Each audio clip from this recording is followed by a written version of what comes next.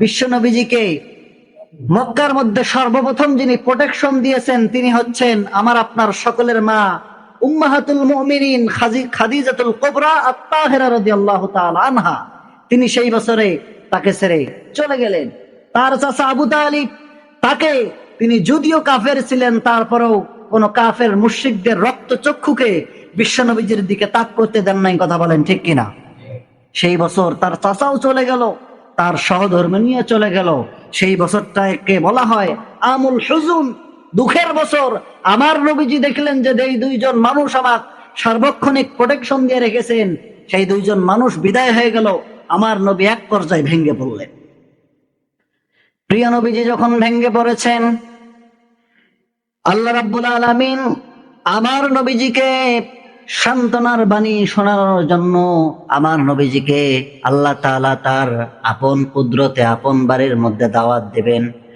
আল্লাহ তাআলা বুঝতে পারলেন আমার নবীজি দাওয়াতি মিশন যেই নিয়ে এসেছেন, সেই মিশন এবং ভিশনকে বাধাগ্রস্ত করার জন্য, থামিয়ে দেওয়ার জন্য মক্কার কাফেররা বিভিন্ন ভাবে ষড়যন্ত্র করেছে। কিন্তু তার সহধর্মিনী খাদিজা তাকে প্রোটেকশন দিয়েছিল, টাকা পয়সা দিয়ে, ধন দৌলত দিয়ে, ইসলামের কাজে সাহায্য সহযোগিতা করার জন্য আমাদের মা খাদিজা তাকে সব বিলিয়ে দিয়েছিলেন। আর একজন ছিলেন আবু তালিব, তাকে সর্বক্ষণিক কাফের মুশরিকদের অত্যাচার থেকে রক্ষা করেছিলেন। আমার নবীজি ভেঙে পড়েছেন। নবীজি ভাবলেন দুইজন আপন মানুষ যখন আমার কাছ থেকে বিদায় নিয়ে গেলেন, আর বুঝি আমি দাওয়াতি কাজ সুন্দরভাবে পরিচালনা করতে পারবো না। এক পর্যায়ে আমার নবীজি এভাবে যখন ভেঙে পড়লেন, আল্লাহ রাব্বুল আলামিন আমার নবীজিকে ডাক দিয়ে বলেন, ইয়া রাসূলুল্লাহি, পৃথিবীতে আপনার দুইজন মানুষ বিদায় হয়েছে, এর জন্য আপনার ভেঙে পড়ার কোনো কারণ নাই। আপনার ভাঙ্গা মনকে চাঙ্গা করার জন্য আমি আল্লাহ তাআলা আমার বাড়িতে আপনাকে দাওয়াতের পয়গাম পাঠালাম। জোরে বলে সুবহানাল্লাহ। আমার বাড়িতে আসবেন আপনি, আপনার ভাঙ্গা মনকে আমি আল্লাহ তাআলা চাঙ্গা করে দেব। জোরে বলে সুবহানাল্লাহ। আমার নবীজিকে মসজিদুল হারাম থেকে জিবরিল আমিনের মাধ্যমে মসজিদে আকসা পর্যন্ত আল্লাহ তাআলা ইসরা করালেন, ভ্রমণ করালেন। আল্লাহ তাআলা এই মসজিদুল হারাম থেকে মসজিদে আকসা, জেরুজালেমের মধ্যে ইহুদিরা যেটি আক্রমণ করে রেখেছে, যেটি তালাবদ্ধ করে রেখেছে, এই হচ্ছে মসজিদে আকসা। আমার নবীজি মসজিদে আকসার মধ্যে চলে গেলেন। আল্লাহ তাআলা সমস্ত নবী এবং রাসূলকে সেখানে তার রূহগুলোকে একত্রিত করলেন। আল্লাহ তাআলা সবার সান্নিধ্য প্রিয় নবীজির দিলেন।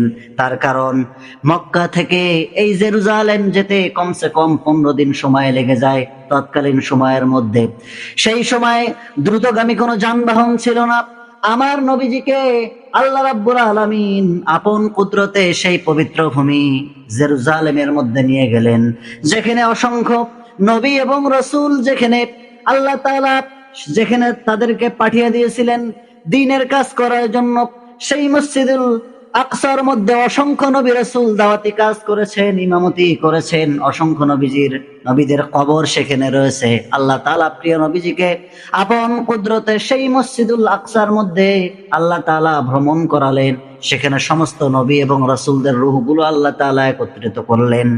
আল্লাহ তাআলা জিবরিল আমিনের মাধ্যমে আমার নবীজিকে সেখানে এমন একটি মর্যাদা দিলেন, অসংখ্য নবী এবং রাসূল সেখানে আছেন, কিন্তু কোন নবী এবং রাসূল ইমামতি করার জন্য যেতে পারছেন না।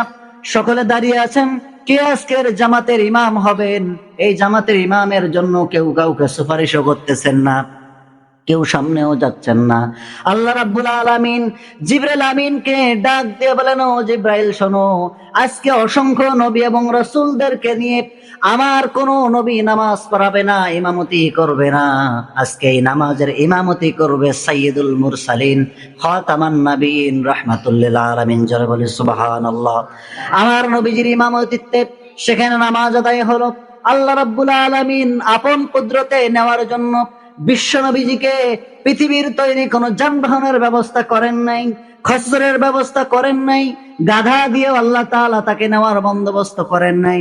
আল্লাহ তাআলা বারকুন থেকে উৎপত্তি এক ধরনের প্রাণী, যা পৃথিবীর কোন মানুষ দেখে নাই। আল্লাহ রাব্বুল আলামিন অন্যভাবেও প্রিয় নবীজিকে নিতে পারতেন, কিন্তু আমার নবীজিকে একটি মাধ্যম নিয়ে একটি বোরাক নামে একটি প্রাণী জিবরিল আমিনকে দিলেন। সেই প্রাণীটির উপরে সাওয়ার হয়ে আমার নবীজি আল্লাহর বাড়ি আর শাজিমের মধ্যে পৌঁছায় গেলেন। জোরে বলে সুবহানাল্লাহ। আমার নবীজি সেখানে ছিলেন। সেখান থেকে ফিরে এসে আমার নবীজি বেলালকে ডাক দিয়ে বলেন, বেলাল রে, এমন কি আমল করো তুমি আমাকে শোনাও। বিলাল রাদিয়াল্লাহু তাআলা আনহু ডাক দিয়ে বলেন, ইয়া রাসূলুল্লাহি, আমার জীবনে কোনো আমল নাই। আমি ছোট্ট মানুষ, টুডে ফাটা মানুষ, আপনার মসজিদের মুয়াজ্জিন। আমি জীবনে ভালো কোনো আমল করতে পারি না ইয়া রাসূলুল্লাহ, আমার ভালো কোনো আমল নাই। কিন্তু একটি বিশেষ আমল আমি করেছি। সে আমলটি হচ্ছে, ইয়া রাসূলুল্লাহি, আমার যখন উযু চলে গেছে, আমার যখন উযু চলে যায়, সঙ্গে সঙ্গে আমি বিলাল উজু করে নেই এবং উজুর সম্মানের জন্য 2 রাকাত আমি উজুর ইহতেমামের জন্য নামাজ আদায় করে নেই। আমার নবীজি এই কথা যখন শুনলেন, বেলালকে ডাক দিয়ে বলেন, বেলাল রে, এই আমল তুমি ছাড়বা না। এই আমলের এতটা গুরুত্ব, এত মর্যাদা।